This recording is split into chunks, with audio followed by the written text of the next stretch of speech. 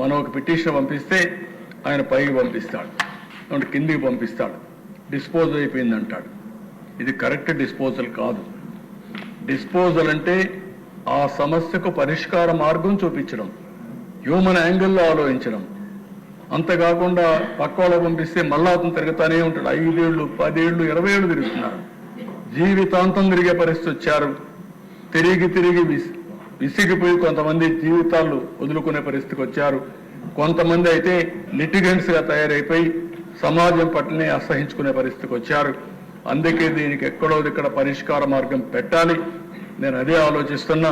Technology ఒక హ్యాండీగా వచ్చింది, దీన్ని కూడా ఉపయోగించుకుని నేను రాష్ట్రంలో ఉండే అధికార యంత్రాంగానికి పిలిపిస్తున్నాను. ఈ రాష్ట్రం బాగా నష్టపోయాం.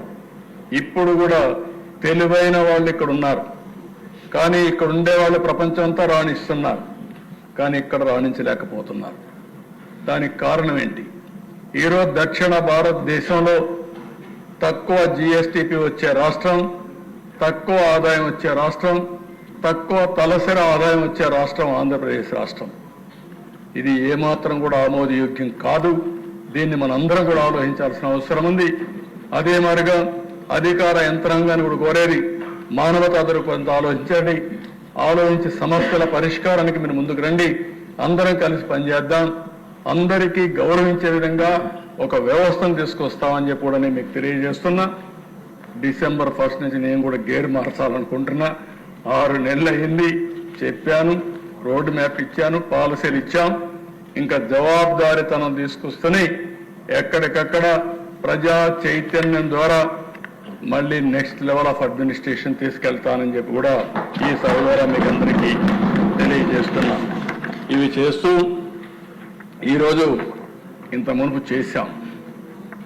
We have done it before, we will do it again. ఇది అసాధ్యం కాదు. మనం చేసిన పని ఈరోజు మీరు చూస్తే హైదరాబాద్ ఒక ఎగ్జాంపుల్, తెలుగు కమ్యూనిటీ ఒక ఎగ్జాంపుల్, తెలుగు డయాస్పోరా ఎన్ఆర్ఎస్ ఒక ఎగ్జాంపుల్.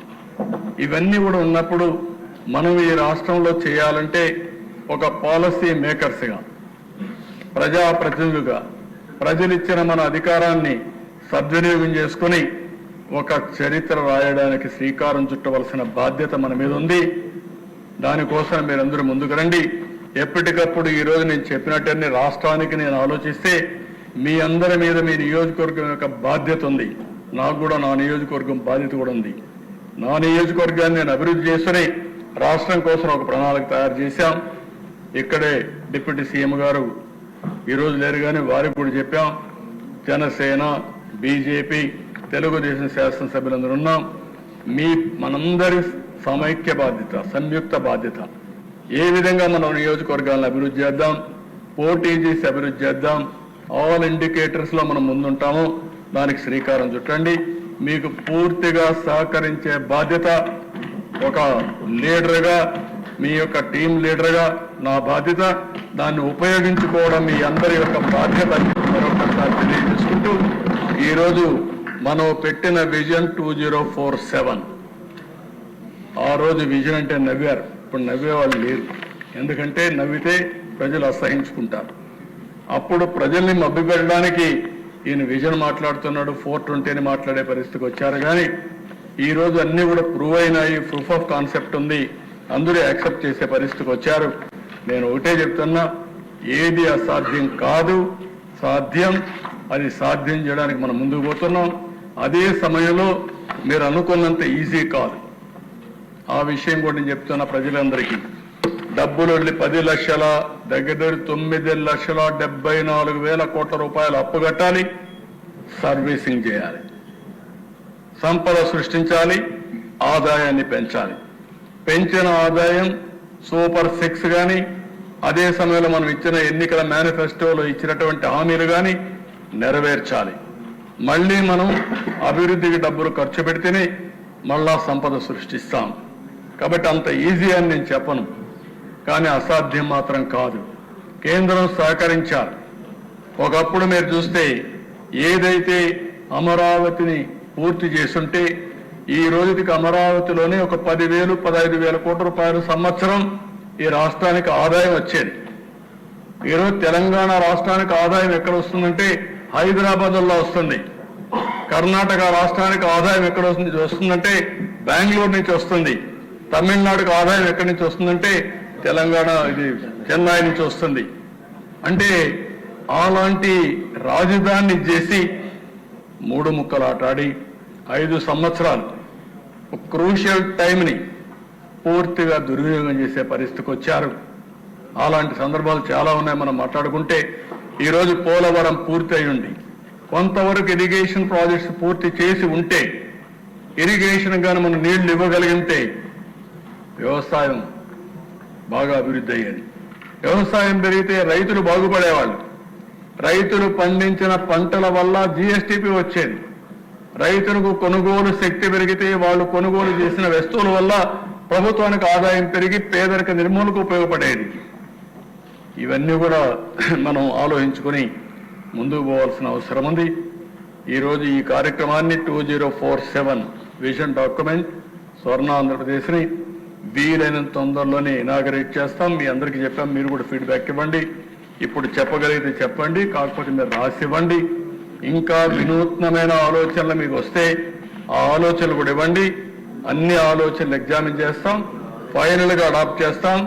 ఇది అడాప్ట్ చేయడమే కాదు, మీకు అందరికీ విజ్ఞప్తి చేస్తున్నా, ప్రజలకు విజ్ఞప్తి చేస్తున్నా, జవాబుదారీతనంగా పనిచేస్తాం. ఈ రోజు నేను తయారు చేసే విజన్ 4.0 విజన్ వర్షన్ 1. ఈ వర్షన్ 1 2047కి ఇస్తాం. ఎవ్రీ ఇయర్ మళ్ళా మారిన పరిస్థితులకు అనుగుణంగా వర్షన్లు మారుతూ ఉంటాయి. 5 ఏళ్లలో 4.0 వస్తుంది, 4.1 వస్తుంది, 4.2 వస్తుంది, 4.3 వస్తుంది. 5 ఏళ్లకు 5 వస్తాయి.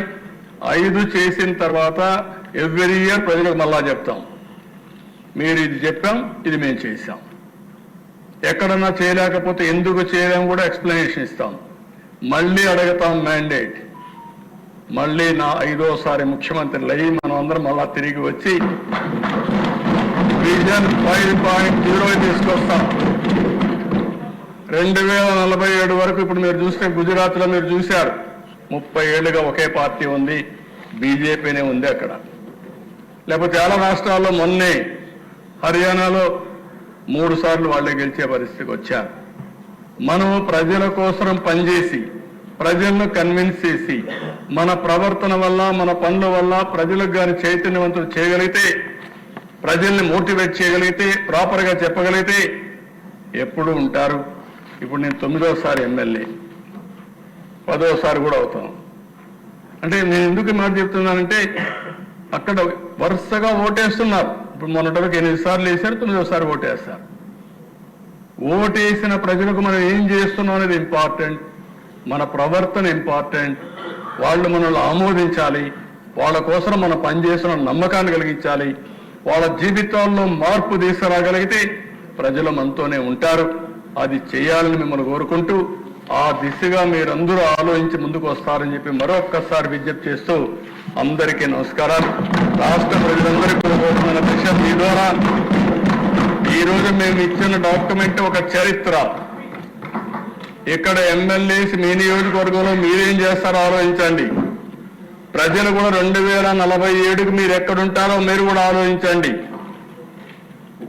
అన్ని విధాల మీకు చేయూతనివ్వడం, అందుబాటులో ఉండడం, అన్ని విధాల అభివృద్ధి చేయడం మా బాధ్యత.